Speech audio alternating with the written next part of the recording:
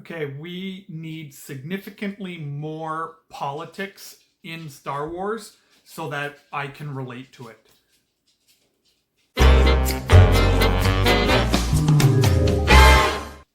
Hey there everybody, it's RevKev here. Hope you're having an amazing day today. Quick video why I believe we need a lot more politics to be put into Star Wars movies because they are becoming so hard to relate to.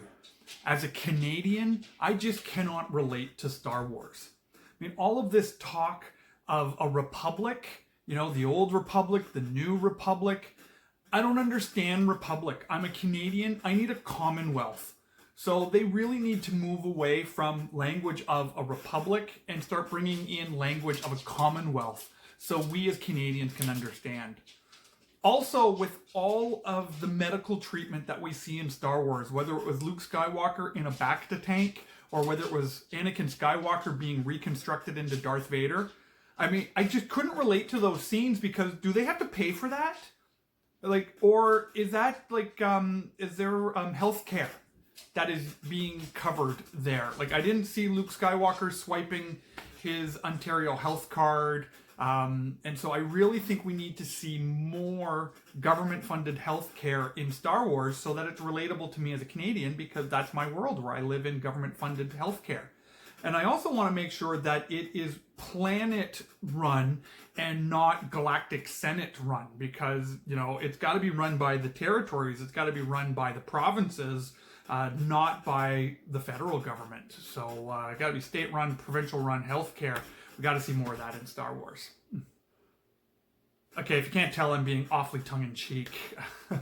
Now, obviously, in Star Wars, there is a little bit of a, you know, political commentary. It's always been there since 1977. The Empire looked strongly like the Nazis. All of their clothing was all completely, totally based on it. And even in the prequel trilogy, Trade Federation, Anakin Skywalker's comments was playing into the politics of those days. It's always in there, but when it's just so overtly in there, I think that's the challenge and makes it a little bit difficult for other generations to enjoy it, because when you watch it 30 years later, you know, you take episode 3, for example, where you had Anakin Skywalker saying, "If you're not with me, then you're my enemy," which is almost a direct quote of George W. Bush after 9/11, where he said, "If you're not with us, you're against us." If you don't know anything about 9/11, like, that doesn't hold, right? But yet the movie's still awesome on its own. So you can bring in stuff from the real world, but it can't be dependent on it. It can't be, you won't understand this story unless you understand the exact politics that are happening at that time. You can watch the original trilogy, you can look at the Empire and think they're amazing without really knowing anything about the Nazi regime in the Second World War, because it stands alone on its own.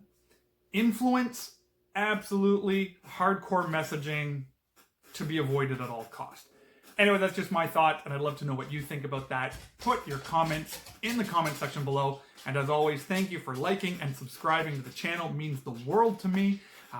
So appreciate that we're getting more and more people subscribing to the channel and commenting, and it's just awesome. I love this community, so let's just keep it up. And until the next video, God bless you. May the Force be with you, and we'll talk to you soon.